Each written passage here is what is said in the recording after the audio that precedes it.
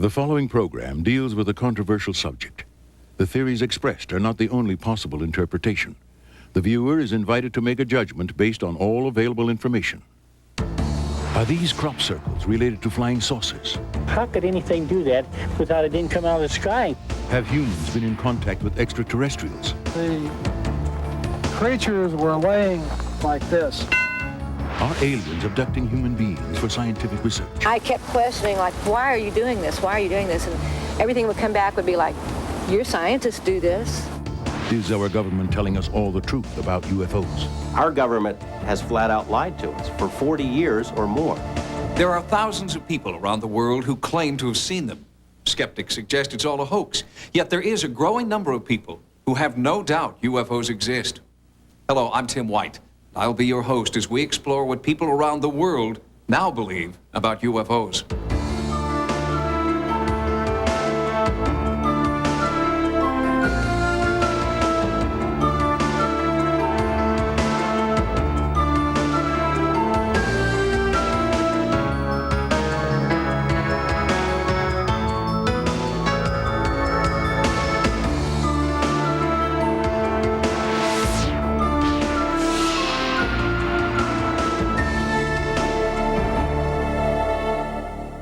Flying saucers, creatures from another planet, unidentified flying objects. In the next hour, we'll hear from people who have had close encounters with extraterrestrials. Close encounters of the first, second, third, even the fourth kind. The most common is a close encounter of the first kind, which is defined as the sighting of an unidentified flying object, an object that can't be explained by conventional means. It was just a red flashing light. It sounded like, a swishing sound, sort of. Et alors autour de cette forme, il y avait des petites lucioles rouges. And I saw this big triangular shaped 3 lights on each corner coming over my house. Mysterious lights in the sky. They were like stars. No sound. It just like was sliding through the sky, and it tilted like it was looking down at us. It was a bright light that dimmed down to a white speck and went back to a red light, down to a white speck, and then just disappeared.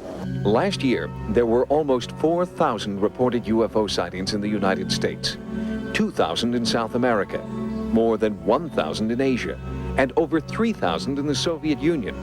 The worldwide total was over 10,000. UFO investigators wonder why those numbers have increased dramatically in the past 45 years. Does the publicity of one person seeing a UFO spark the imagination of others who are eager to believe? Or has the Air Force simply increased its testing of military hardware? These are difficult questions to answer without tracing the UFO story. Let's start at the beginning. Cave art in Australia and the western United States, painted at least 5,000 years ago by prehistoric civilizations, seems to resemble modern descriptions of creatures from outer space. Halfway around the world, a 13th century fresco inside a church in Yugoslavia includes a flying vehicle. It would be another 700 years before technology made flight possible. The modern age of UFOs began in 1947. Ex-military pilot Kenneth Arnold was flying his plane over the Cascade Mountain Range. He encountered several objects traveling at an extreme rate of speed. Although there are no photographs, Arnold had a drawing made of what he saw. His sighting triggered hundreds more that year across the United States. UFO mania reached a fever pitch in the summer of that year when the Army Air Force reported recovering a crashed saucer in New Mexico. The next day, the government claimed the disc was only the wreckage of a weather balloon. Meanwhile, sightings by credible witnesses continued. Commercial airline pilots saw things. We immediately decided it could not be a comet. Military pilots saw things. When we got within 2 miles of the light, we lost all contact. Local sheriffs in Dexter, Michigan saw things. Well, it was somewhat of an oval shape, looked like a toy top. Sightings of unexplained phenomena weren't limited to just the United States. Marina Popovich, a Soviet pilot with over 100 airspeed and endurance records to her credit, had her first UFO encounter in the mountains of southern Russia. После того, как я увидела шар, My first contact with a UFO was a rather special experience. It was in the mountains, and I saw a sharp ray coming out of a huge sparkling ball. Even some of the men and women who have been in space have reported seeing things they can't explain. Gemini and Apollo astronaut James McDivitt had his own encounter in June of 1966. While in orbit above the Earth, an unidentified object outside the window caught his attention. I happened to glance out one time, and there against the black sky was a white object. Geometry of it was sort of like a beer can or a Coke can with a pencil sticking out one of the round edges at about a 45-degree angle. What was it? McDivitt was able to snap a few pictures, but after turning the film over to NASA, the photographs disappeared. He suggests it's conceivable that other civilizations could have the technological know-how to make space travel possible. And he's not alone in this belief. A 1990 Gallup poll showed that nearly 50% of Americans believe in the existence of UFOs. This despite the fact that most photographs and film footage of the actual sightings are not very good. The images are scratched, out of focus, or the camera's just too far away to see things clearly. But with the advent of the home video camera, more and more people have captured unexplained phenomena on tape. This home video was shot over Las Vegas in early 1991. It shows 3 objects floating and diving in front of the mountains. This is a spectacular maneuver. As you say, it goes in front of the mountain, so it has the mountain as a backdrop, which gives you a fairly good idea of its distance. In Gulf Breeze, Florida, something that looks like a spacecraft was caught floating just above the tree line. Videos like this have convinced quite a few Gulf Breeze residents that UFOs are real. A small town located just across the bridge from Pensacola. It's been one of the busiest places in the United States for UFO sightings since 1987.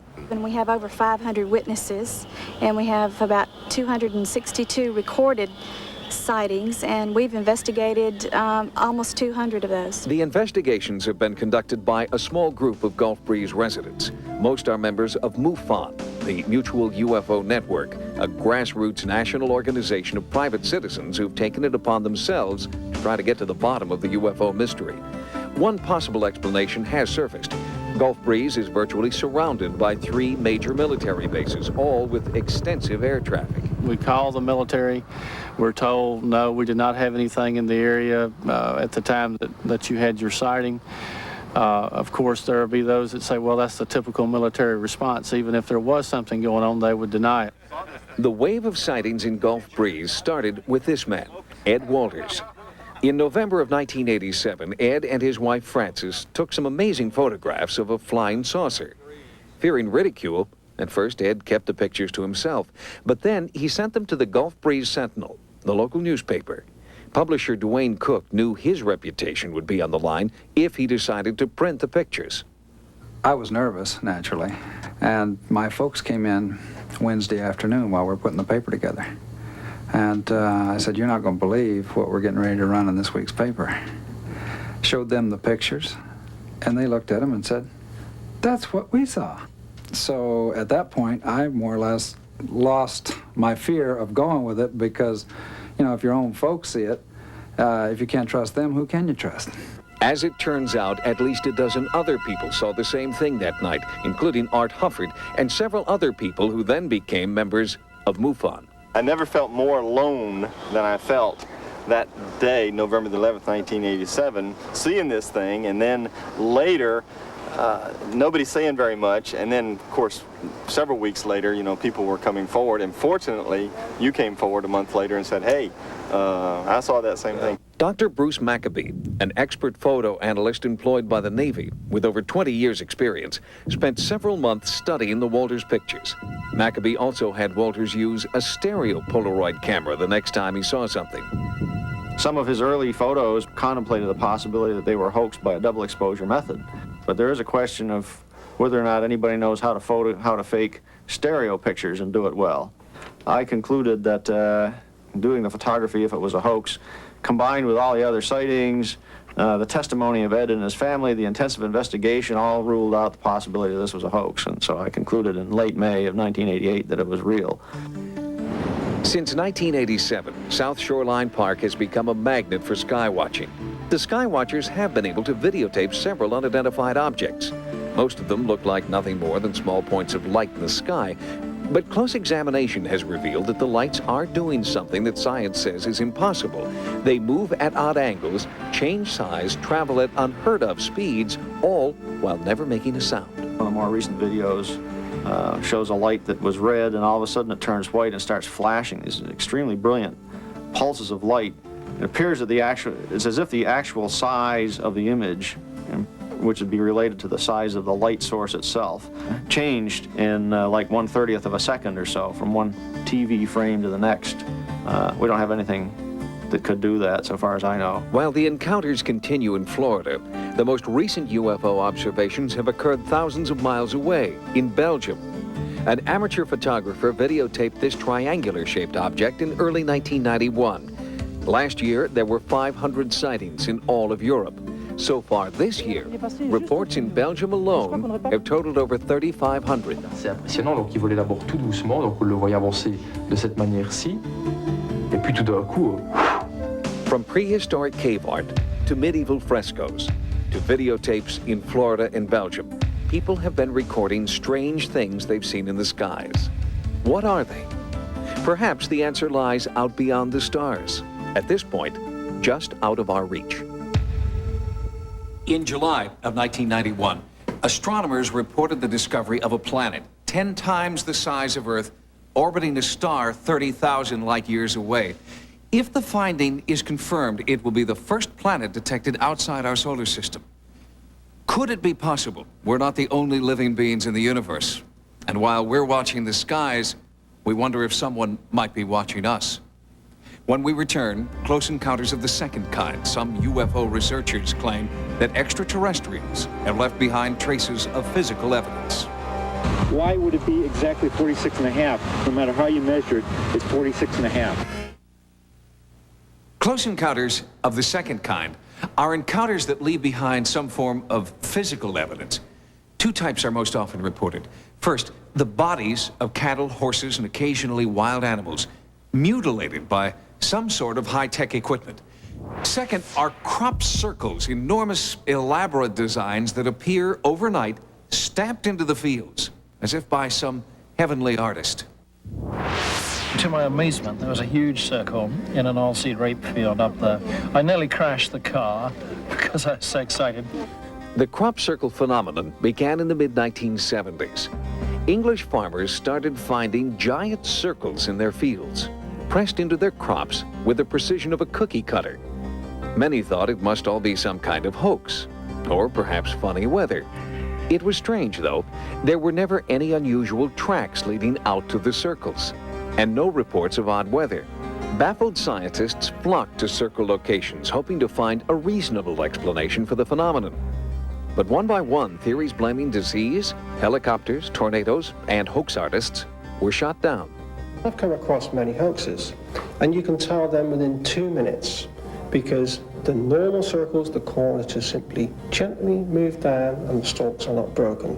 Anybody that tries to reproduce a hoax circle by chain, trampling, any way you may think, will damage the structure of the crop involved. What does it all mean?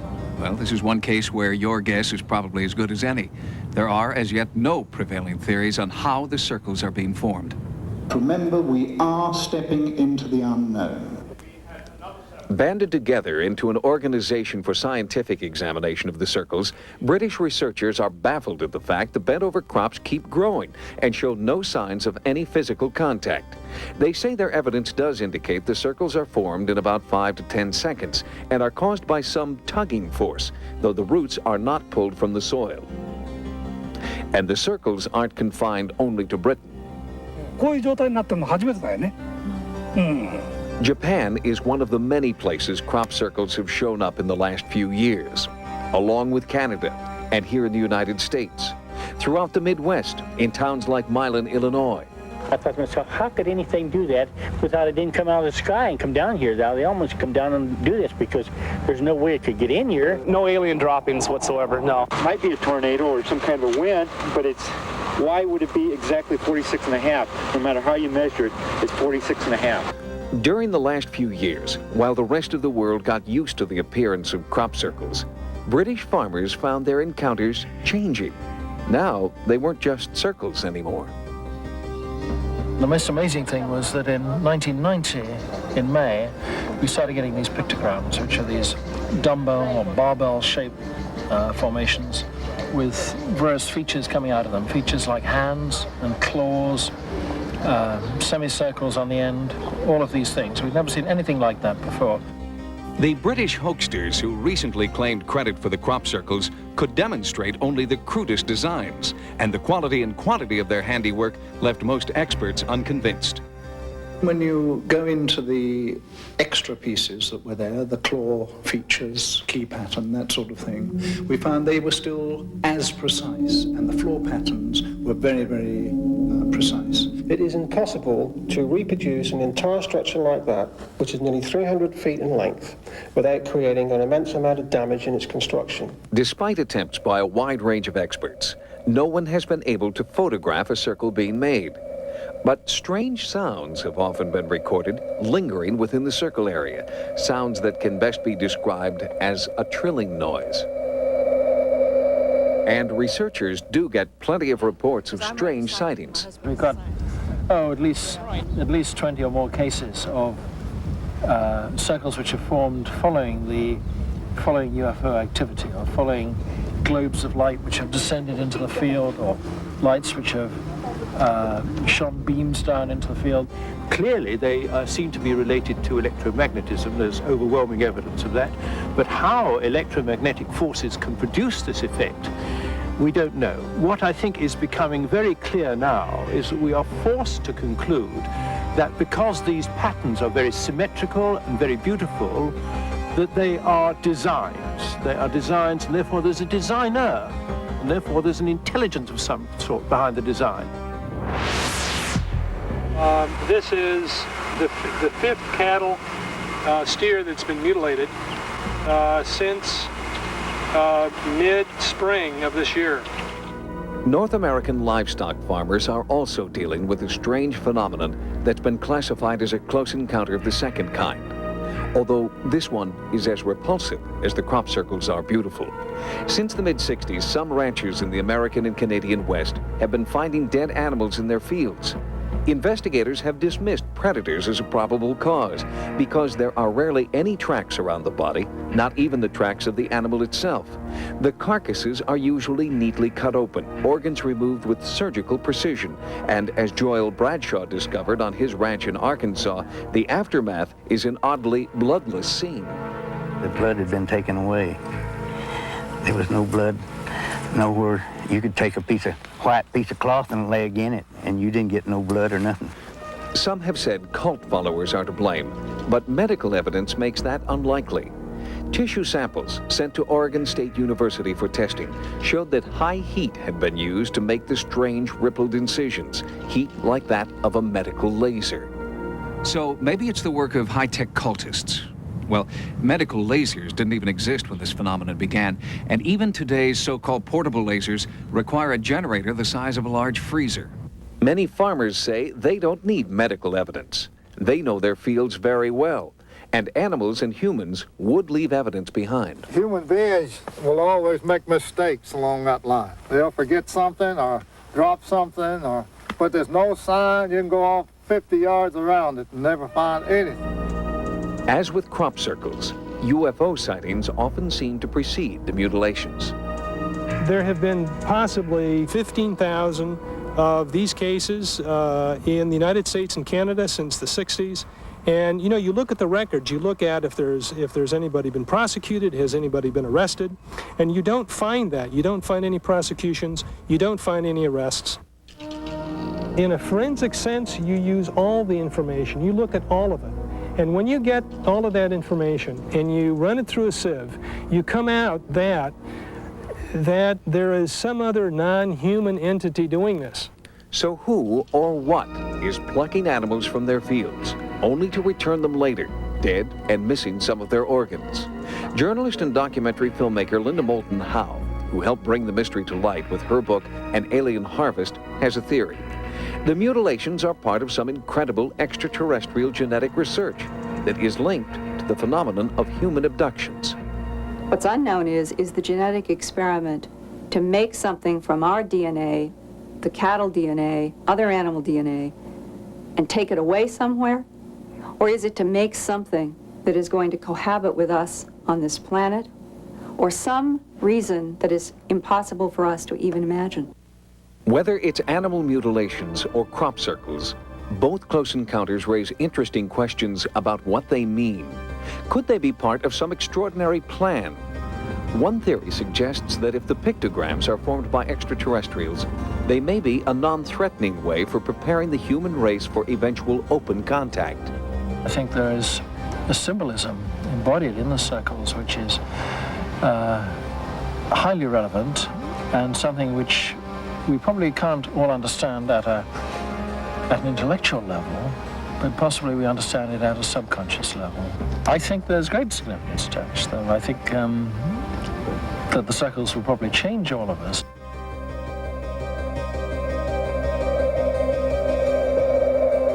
Coming up, this man claims to have had a close encounter of the third kind, the sighting of an alien being. My Uncle Ted was standing more over here, kind of leaned over like this, and we're talking to this creature. Beyond spacecraft sightings and physical evidence is another category of close encounter, the third kind, interaction with alien beings. The most thoroughly documented incident in UFO history led to an encounter of this kind. It occurred on a desolate stretch of New Mexico desert in 1947. That year, hundreds of UFOs were reported across the West. UFO researchers theorized that perhaps because the Army was testing nuclear weapons, aliens were interested in how advanced our technology had become. And on July the 2nd, one of those hundreds of flying objects supposedly crashed, setting the stage for a close encounter of the third kind.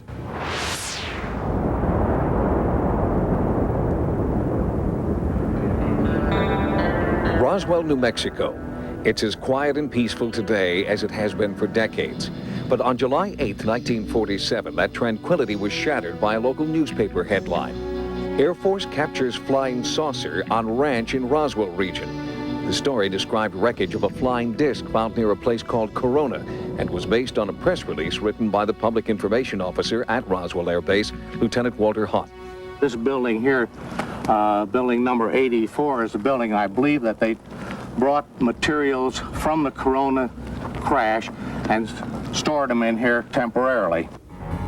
The chief intelligence officer at the base, Major Jesse Marcel Sr., was sent out to the ranch to collect the crash debris and transport it to the Army Air Force headquarters for examination. In the meantime, newspapers all over the western United States picked up the story. But before Marcel had landed his plane and strange cargo, the Air Force issued a second bulletin.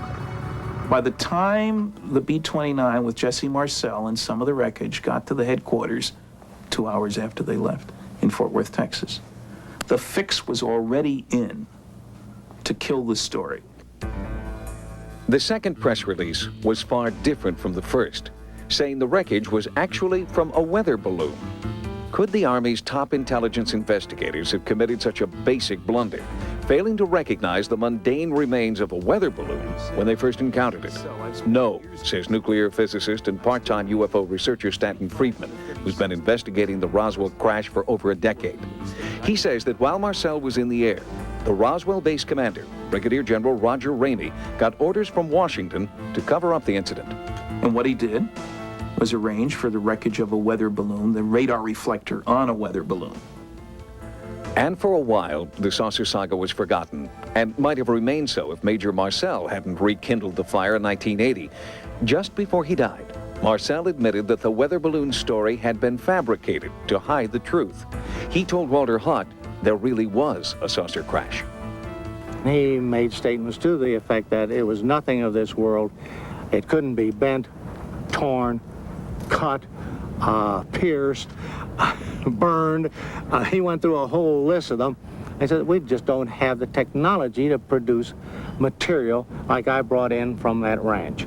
The government steadfastly maintains that there never was a crash near Roswell. But Friedman contends his research shows there was not just one, but two UFO crashes that day, the result of a spectacular mid-air collision. Which brings us to our close encounter of the third kind. Friedman says wreckage of the second craft landed some 200 miles away from the first. And this time, there were survivors. When I first came up to the craft, the creatures were laying like this in a line, side by side. And the live one was over here. Gerald Anderson says he was 5 years old when he and his family came across the unearthly wreckage and bodies. And my dad was kind of right about here, and he was sitting like this. My Uncle Ted was standing more over here, kind of leaned over like this, and they were talking to this creature. Anderson's story matches that of others who were in the area at the time. With the help of hypnotherapy, he's been able to remember the encounter with startling detail. His description matches those from people who claim to have seen aliens. 4 feet tall, grayish skin, large eyes, long skinny arms and fingers. Anderson recalls 2 aliens were dead, a third dying, and a 4th alien survivor seemed to be trying to communicate. Then just suddenly he turned and he looked at me. And when that happened, all kinds of things just started happening inside my head. I started getting sensations of tumbling and falling and an awful loneliness, like there was no way he could possibly get back to where he came from. Anderson says that within a matter of minutes, the military arrived, sealing off the area. The civilians at the site were threatened with bodily harm if they talked. Nevertheless, in the past 20 years, hundreds of witnesses have come forward, some daring to speak only on their deathbeds. Out in the New Mexico desert, there's no longer any trace of alien craft. Stanton Friedman says the story can't be covered up forever. There were simply too many witnesses. We have testimony from over 200 people concerned with these events, people who handled the wreckage, people who described the bodies, people who had direct orders, military orders, to do this, that, or the other thing. We have consistent testimony that in a court of law would convict anybody of a crime. Even with the overwhelming amount of testimony, the government has refused to acknowledge that either crash ever happened. None of the debris has surfaced, neither have any official documents, and most of the first-hand witnesses have died. As for the captured alien, the most often told story suggests that he lived for a few years at a military installation and then died of an unexplained illness in the early 50s. When we return, close encounters of the 4th kind, people who claim to have been abducted. Once the beam of light hit me, I was paralyzed. The following program deals with a controversial subject. The theories expressed are not the only possible interpretation. The viewer is invited to make a judgment based on all available information. Close encounters of the 4th kind are by far the most frightening abductions of human beings by aliens. According to those who claim to have been abducted, they're transported by a beam of light aboard a spacecraft, set up on an examination table, surrounded by strange creatures, probed and prodded as tissue and fluid samples are taken, and then returned to the point from which they were abducted, most often with little or no recollection of what happened. The one thing they know for certain is that minutes, even hours have passed that they can't account for. This form of amnesia is known as missing time. This missing time aspect is very, very common in abduction experiences, where the person cannot remember where he or she was. Bud Hopkins, best-selling author and UFO abduction investigator. It was early, fairly early, about 9 in the morning when I headed out, and it was nearly noon when I got back. And that didn't really seem to make much sense. Jean Robinson, abducted twice in childhood. I didn't feel anything. I was you're just like time stops. Cindy Doherty, abducted with her mother, Judy, in 1973. And at that point, the events are blank. Jesse Long, abducted several times since 1956. Under hypnosis, we seem to find the only tool we have of getting at what is a genuine period of missing time. In recent years, hypnosis has gained wider acceptance as a reliable method to enhance memory of past events. Even police departments have used the method to help witnesses remember details of crimes. John Carpenter is a psychiatric hypnotherapist from Springfield, Missouri, who's worked with over 50 people who claim they were abducted by aliens. They're not fantasizing or creating these stories, but they're very real people who are telling me the same, almost boring details. And over again, we get these hidden consistencies in abduction reports which come out through hypnosis, and they match exactly the kinds of things that come out under normal recall. And I don't remember stopping. I don't remember pulling over and parking the car, but it was inside the, halfway in the road and halfway not. And this is when I saw this spotlight then was doing this like a beam. Once the beam of light hit me, I was paralyzed. And at that moment, that's when I was on the craft. The description of the UFO occupants are extremely similar. They were about 3 feet tall. Maybe this high. Their skin looked like it was made of marshmallow. White, pale color. And they had real big eyes. Large, dark eyes. They had real large claw-like hands. I couldn't tell if they were mittens or what. Just two nostrils or slits for a nose and a slit for a mouth. They didn't walk, they like glided. The bottom part of their legs kind of like almost robotic. The person will describe being on a table, which is generally metallic. They are unable to move. And the beings were standing around me, looking at me, examining my body. Now, when they're on the table, they describe operations which take place. The next thing I remember, they have this thing in front of my eye. Like a metal instrument that was kind of like shaped like an L. And it went all the way back down to here, though, in my throat. As proof the operations have taken place, those who believe they were abducted often point to unexplainable scars, even implants. My mother remembers me pointing out that I had a scar on my leg. She said it never bled.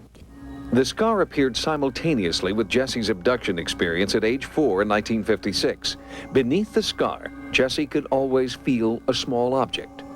It was in my leg for 34 years, and I finally decided to have it removed. And this is what they took out. Though tests have revealed the object is made of silicone and trace metals, they don't answer where it came from.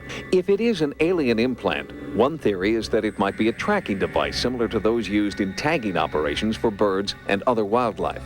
We're looking at something which is more like what we do with wildlife. It seems scientific, it seems research-oriented. It seems like there's a real important purpose behind it, and not to interfere or destroy us, but in terms that we have something that perhaps they need, and perhaps they're helping us in some way. In addition to the consistent and compelling nature of these abduction accounts, it's the conviction behind the stories that has impressed Dr. John Mack, a professor of psychiatry at Harvard Medical School. What is persuasive to me is that these individuals report this experience as real. It is not dream, it is not fantasy, it is not delusion in my judgment. I've had every psychological test they have, and they all came out just fine. Inevitably, all this anecdotal evidence invited the question, why do abductions happen? The answer could be that we're part of a grand intergalactic biological experiment. Some people hypothesize that their planet or where they come from is arid and barren, and they've lost their own reproductive capabilities, so they are trying to find a new genetic stock with us. Perhaps we're looking at some survival process where part of our makeup is strengthening their makeup. There is very powerful evidence, and this sounds crazy, but it's true, that they are trying to achieve some kind of blend or mix. It's almost as if the missing link is knocking at our back door.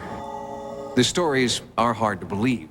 However, people who live thousands of miles apart and have never been in contact with each other have described their ordeals with striking similarity, and reported incidents of abduction are on the rise. But no government authorities have come forward to corroborate the information. After this break, we'll look into what governments all over the world know about UFOs and why they've classified their information beyond top secret. People are more afraid of our government than they are of organized crime. Since the first UFO sightings in 1947, our government has willingly told us two things about flying saucers. A, they don't exist, and B, no government agency has any more information about the subject than has already been made public. But UFO investigators charge that documents in their possession prove that the military and the government, since the end of World War II, have orchestrated a constant and effective campaign of disinformation concerning UFOs. Our government has flat out lied to us for 40 years or more. They've threatened people and intimidated people. They've spied on UFO groups, infiltrated UFO groups, spied on researchers, compiled dossiers. Their response is bordered on paranoia. In 1988, reporter George Knapp of Las Vegas CBS television station KLAS began investigating the U.S. government's involvement with UFOs. He says he's found evidence proving a massive cover-up that began in 1947 and continues to this day. The CIA says that it does not collect information on UFOs, and it hasn't since the 50s. There are reams of documents squeezed out of the CIA that indicate that they have on staff CIA UFO experts, agency personnel monitoring the situation on an ongoing basis. The FBI denied having any documents on UFOs in the 1970s, the early 1970s. 3 years later, they released 1,700 pages of information on UFOs, documents that they had. They lie. But for UFO researchers, there is one persistent problem with those hundreds of released pages. Most, like this 1958 UFO memo to President Eisenhower, have been highly censored, essentially making them unreadable. Even this National Security Agency document explaining why UFO data should remain secret is itself almost entirely blacked out. Ironically, the official position of the U.S. government is that UFOs are not a threat to national security. Yet the agencies involved claim the censored information is vital to national security. From 1947 to 1969, the Air Force conducted Project Blue Book. Staffed with just 3 people, it studied 12,000 UFO sightings. All but 701 were explained to the military's satisfaction. And the group that remained unexplained? It does not contain any pattern of purpose or of consistency that we can relate with to any conceivable threat to the United States. The Air Force closed Blue Book in 1969, but project critics weren't satisfied. The first person to head it up, Captain Edward J. Rappelt, quit in disgust, wrote his own book, and declared that there was something to UFOs, and the Project Blue Book was nothing more than a whitewash. The United States government has spent a lot of time and effort debunking UFOs, even to the point of turning the whole thing into a joke. Of all the items in our stock catalog, there is only one which would have the high velocity and low wind resistance of flying saucers. The cover of a GI trash can. But some military people, like retired Marine Major Donald Keogh, spoke out, accusing the government of hiding what it knows about UFOs. This is not an attack on the Air Force spokesman or the project spokesman. They are simply following orders to explain away all UFO sightings as quickly as possible when they become public and deny that UFOs really exist. We have not been hiding anything. The investigations have been made public. The explanations of those where there is a clear explanation have been made public. What the Air Force hadn't made public was that its pilots had been reporting UFO contacts since World War II.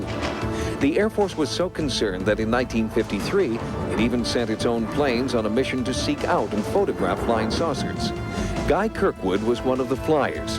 After 19 days in the air, he and his fighter group spotted 16 objects 2 miles to the west. They broke rank and just started moving all over. They were below us, they were above us, they were out in front of us, and accelerating, literally at lightning speed. And a dot in the distance, maybe several miles away from you at that point, maybe a pencil point, all of a sudden closing on you at the rate of several thousand miles an hour, and a 36-foot object, which is basically almost the same size as our aircraft, of a 36-foot wingspan. But all of a sudden, this thing is just closing on you faster than you're able to think. After 2 more encounters with smaller groups of discs, the Air Force called off the mission because of the physical effects on the flight crews. Kirkwood went on to become a commercial pilot, and later he began to talk about his UFO encounters. That quickly earned him a visit from 2 government agents who told him to stop. And they said, well, the government doesn't like the information being released, and to continue could be detrimental to your health. Kirkwood says the pilots shot thousands of feet of film of UFOs. That film has never been made public. Other government officials, including a senator and 2 men who became president, have tried unsuccessfully to shed some light on the UFO phenomenon. Arizona Senator Barry Goldwater, President Gerald Ford, and President Jimmy Carter, who actually saw a UFO himself and filed a formal report, have all sought to have top-secret UFO information released to the public. All requests for that information were denied. Cover-up allegations aren't limited to the United States government either. Author Timothy Good claims that governments around the world are keeping UFO information top secret. And in his book, Above Top Secret, he claims only an elite few have access to that information. I would like to emphasize that very few people in governments have the faintest idea what's happening, because so little of the research is made known to top ministers. One country is bucking that trend. Belgium has acknowledged tracking unidentified, seemingly intelligently controlled craft in its airspace. Radar tapes released by the Air Force show an object jumping from 200 meters to 2,000 meters in 1 second, a distance of just over a mile. The Belgian Air Force has even put aside a plane to search for the objects. But the attitude of the United States remains very different. UFO experts claim our government is conducting top-secret research into UFOs in the middle of the Nevada desert. South of a dry lake bed known as Area 51 is a place known as S4, allegedly home to a super-secret government research facility. In the course of our investigation, we found a scientist who says he used to work there. Robert Lazar was shocked when he first discovered what it was he would be working on. I got out of the bus. I was told to walk directly through the hangar, and immediately, even before entering the hangar, you can see the edge of a disc. This is your classic flying saucer, 2 inverted pie plates, if you wish, with a segmented larger area dome on top. Within minutes of that, I finally realized that this had nothing to do with something the government was producing. And it was quite shocking because everything inside was small. This is a full-size craft, 30, 35 feet in diameter, maybe 40. But you're looking at seats that are, 18 inches off the ground, obviously made, for something smaller. And certainly wasn't made for children to play in. Lazar says there were 9 spaceships in all, and he claims to have seen one fly. It began to lift off the ground almost silently. There was a hiss sound, like a corona discharge, if you hear around high voltage systems, accompanied by a faint, it probably would have been brighter at night, a faint blue glow around the bottom. As the craft approached about 30 feet, 20 feet, something like that off the ground, that corona discharge disappeared. The sound stopped and the craft stood there silently and slowly drifted over to the left and then to the right. The government denies they're testing alien craft at S4. Lazar no longer works there and nowadays spends his time working on one of his hobbies, jet car racing. He alleges that after he went public, security officers at the base threatened his life. He also says that his employment and military service records have disappeared. Despite repeated requests, the government can't find them. The subcontractor who hired him for the job at S4 refuses to comment. But a few clues support Lazar's contention that he is a scientist and that he has worked for the government. This W-2 form indicates that he had been employed by the Department of Naval Intelligence. Before his stint at S4, Lazar claims to have worked at the Los Alamos National Laboratory. Los Alamos officials can't find any record of him, but his name does appear in a laboratory phone book from that time. Reporter George Knapp was able to track down a few of Lazar's colleagues who could confirm parts of his story. But when they talked to Knapp, something strange happened. One after another had visits from government personnel who basically intimidated or told them to back off, followed them around. There didn't have to be any direct communication where an agent says, you keep talking to this guy, you're going to end up in a river. The message was very clear. Since Lazar's story broke, Area 51 has become a hotbed for UFO sightings. Are you seeing what I'm seeing? Are you seeing this thing zip back and forth, or is it just, you see that? It just zipped to the left. See it again? While our cameras were there, a bright light appeared in the night sky. No. Utterly silent, it seemed to float below the mountaintops. Analysis of our videotape proved inconclusive. Those who might know the answers aren't talking. I've been covering organized crime in Las Vegas for 10 years, dealing with mob hitmen and mob informants, people who have been in the witness protection program. The fear that is generated by this UFO subject for people who really know about it far outweighs the kind of fear that the mob inspires. I mean, people are more afraid of our government than they are of organized crime. I am exactly sure of what I saw. I know what mainstream science is like. I know where physics stands. I know all of that. And this is an extraterrestrial craft. This technology is hundreds and hundreds of years in advance of us, and that's the end of that story. Tonight, we have heard from dozens of people who describe their encounters with UFOs and aliens. Well, if it's all true, skeptics wonder why aliens haven't landed on the White House lawn.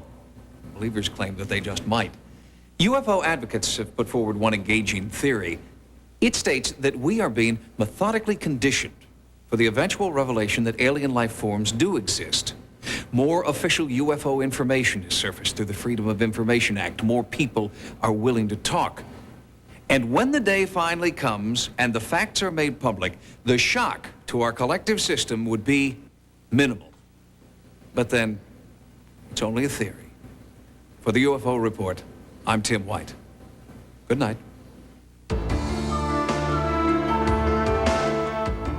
Tomorrow night, make a date with the gang from West Beverly High. Catch a special presentation of 90210 right after Cops. And this Sunday, the Bad Boys of Comedy are back with an all-new In Living Color.